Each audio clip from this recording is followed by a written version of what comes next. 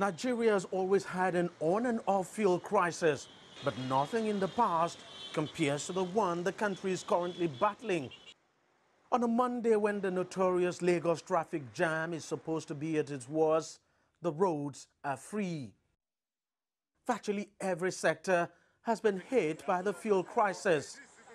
Some banks have sent notices to their customers informing them they are reducing their operational time and would be closing earlier until the situation improves.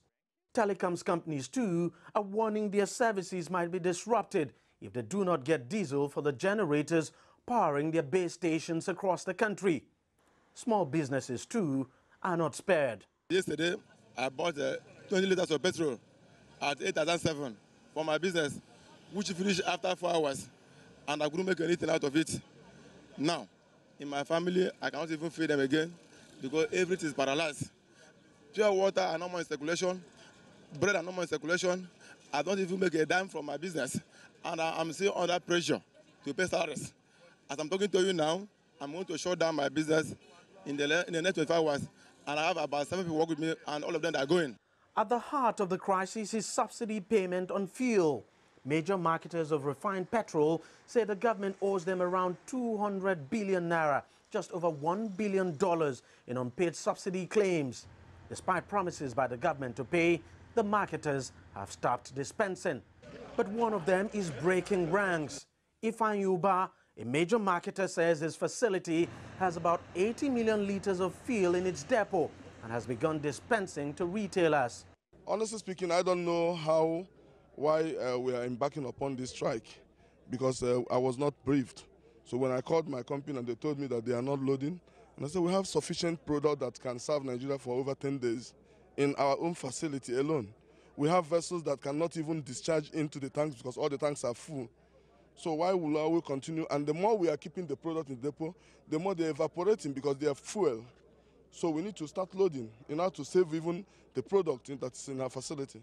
Trucks have since begun loading at his depot, but if the other marketers do not begin dispensing soon, the scarcity will bite harder. That there's no better time but now.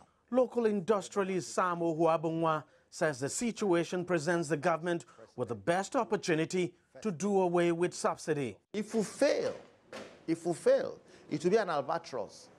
One is that the overall drop in income is affecting our ability to meet our budget. We're going to have an increased deficit spending, and it would be unwise for us to go and borrow money and use it to subsidize PMS. So I think we need to do it now.